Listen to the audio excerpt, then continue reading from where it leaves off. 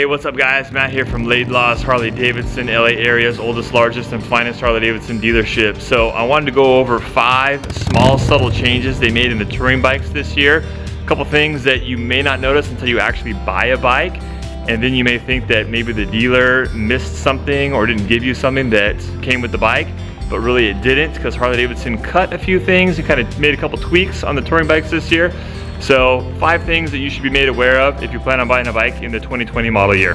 So let's take a look at change number 1. So this is a Road Glide Special in the Billiard Red 2020 model year. So the first change they made is they took away the heel shifter. And for those of you who are new to the Harley or touring bike world, the heel shifter is how you upshift. So you basically click down with your heel to upshift, as opposed to having to reach your toe underneath the front shift peg to shift up like most motorcycles in the world. So a lot of people don't like it. A lot of people prefer just shifting the way they've always grown up riding motorcycles on motorcycles other than touring bikes. And I think there's plenty of other heel shift bikes in other makes and models in the world, but all the Harley-Davidson touring bikes have always had a heel shifter. So change number 2, there is only one key fob this year. So this was something initially that we thought was a mistake or an oversight by the factory. They were only sending us these bikes with one key fob, and we're like, wow, they're shorting us on key fobs. And then we read some literature where they had communicated that all the bikes are only being shipped with one key fob. So only the front shifter with the bike, other than the CVOs still come with the heel shifter, and you've only got one key fob. So as I talked to some of the Harley-Davidson Motor Company guys, what they were saying is a lot of people prefer just to use the toe shifter. They're not comfortable using a heel shifter, so a lot of people take that off and just kind of trash it. It's just kind of waste. And the other thing is the key fob. A lot of times, you buy the bike, you use one key fob, and the other one just kind of sits in your closet and just kind of sits there and rots. It is nice to have a backup in case you lose your key fob to be able to start your bike. But with the radios nowadays, you have a security code where you can override your alarm system manually by typing in a code, which I'm going to put a link in the top right hand corner to that video if you don't know how to override your stereo.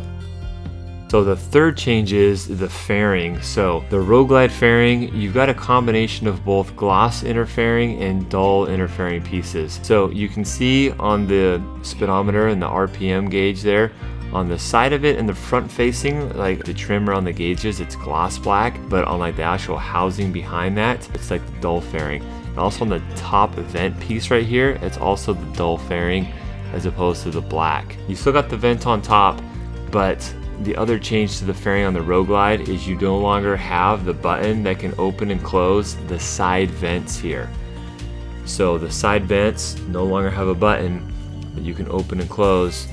I'll show you a little shot of a previous model Road Glide Special that has those vents that you can open and close the side vents. And I think the thought behind that is you open them up and then you never really close them. There's really no point to ever close those vents. I think when Harley-Davidson first came out with the Rushmore project, they were talking about how if it got like bad weather, maybe it was cold weather or rainy, you close the vents so like that coldness or water, additional water doesn't splash up on you. But really, it really doesn't make much of a difference at all. You're always going to want those vents open because it does reduce head buffeting.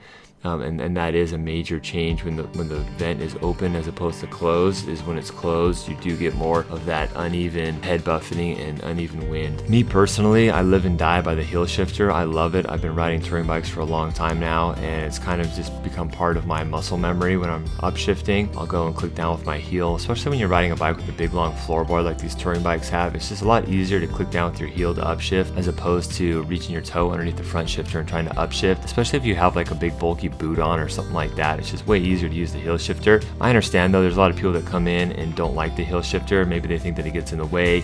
Maybe they're just not accustomed to riding with it, and so they're not used to it. They don't have that muscle memory to click down with their heel to upshift. And so for that case, we do scrap a lot of these heel shifters, guys that would prefer not to have it. And so I totally understand where Harley's coming from. If you buy a bike from me and you mention this video, we will just throw in the heel shifter and install it for free though. It's not a huge expense, it's not a big deal. And the key fob, yeah, it's nice to have the key fob, a spare sitting around, but I think back all the vehicles I bought over the years, I really have never used my spares. Knock on wood, that means I haven't lost anything. But with the ability to override your code, it's kind of a fail-safe there, where if you either write down your code, stick it in your wallet, or just burn it into your brain or something like that, then you always have the ability to manually override your security system if you have that code in there. So not a big deal there either. If you buy your bike from us and you do your 1K service, at your 1K we'll throw in the second fob for free if you mention this video. Initially I was a little bit upset, like, wow, this is crazy. Harley-Davidson really has the bean counters out there, and they're making these stupid little cuts. But now that I think about it, I look at the pricing really hasn't changed much from the previous model years, and you have quite a bit more stuff on these bikes. Now you have the TCU, which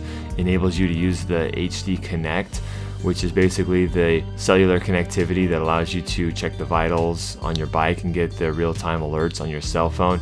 So that's expensive equipment that requires additional labor and parts and a cost there.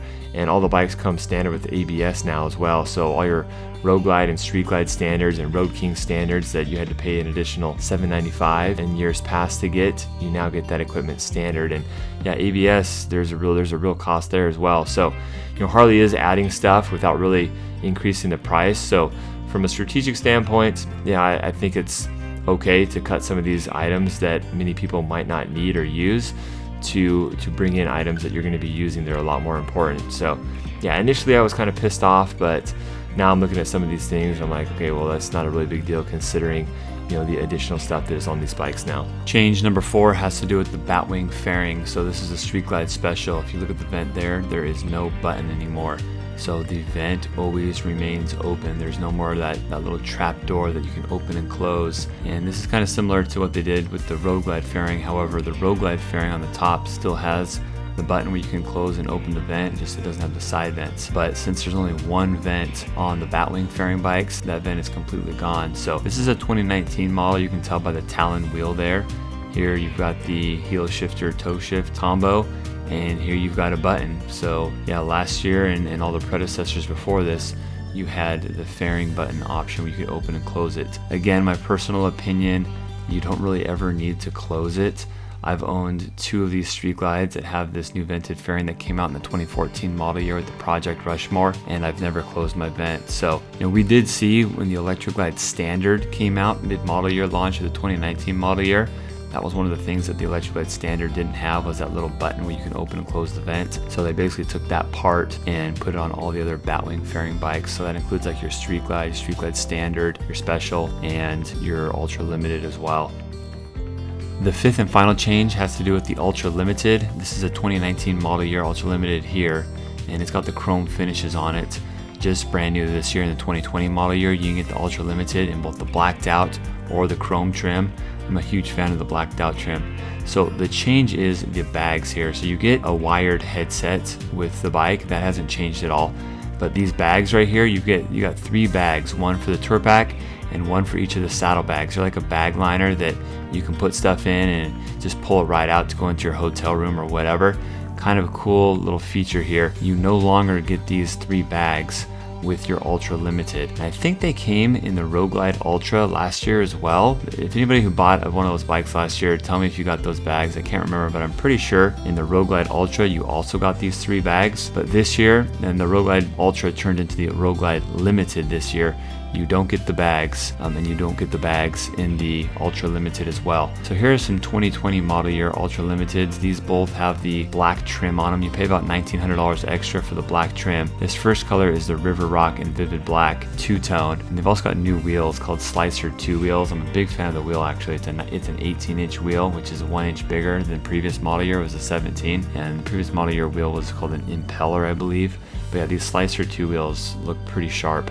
18 in the front and the rear on these Ultra Limiteds. So this bike is the Vivid Black here, and no dealer markup at our dealership, by the way, guys. For over 60 years we've had the same transparent pricing. We're just about one of the last remaining dealers in Southern California that does not mark up our bikes. No added dealer markup at all. Shameless plug there for you. So yeah, look in the tour pack here. All you have is that wireless headset. We threw these catalogs in here, by the way. That doesn't come from the factory, but the wired headset, this is a wired headset. So the bike does not come with a WIM, which is required to do the wireless headset. You got to buy a CVO to get that. You got a manual, which I just pulled out, and here's your keys. 1 key fob, like I've already mentioned, And you get 2 barrel keys, by the way. I probably should have mentioned that. You get the 2 barrel keys and the 1 fob in your owner's manual, of course. But yeah, those 3 bags that I showed you do not come included in the new Ultra Limited or the Road Glide Ultra anymore. And once again, no button on the fairing vent there, which I'm not worried about that at all. It was just one more moving part that you didn't ever need to use. It was pretty much useless. And no hill shifter, even on these Electroglide Ultra Limiteds. So it's pretty easy to change it, guys. You just have, there's like a little piece there, like on the spine of the little shaft that comes out, the shift shaft there. And yeah, it's pretty easy to just add the hill shifter on there. Again, if you buy a bike from us, we'll install it for free. It's not a big deal. Anyways, that's about it, guys. Appreciate you watching. Let me know what your thoughts are. Comment in the comment section below. Let me know if you gotta have a heel shifter. Let me know if you gotta have that second fob. What do you guys think? Are you pissed that these items were taken away, or do you feel like, okay, we got some additional stuff this year in the way of ABS, the optional RDRS, and the HD Connect, and so we can kind of overlook some of these small little items that weren't included this year, you know, without that much of a cost increase this year? Is Harley justified in taking away these things, or do you feel like these are vital things that we definitely need? Thanks for watching, guys. If you're looking for a Harley-Davidson in Southern California, be sure to stop by and check us out at Laidlaw's Harley-Davidson. Thanks a lot. Take care. Bye-bye.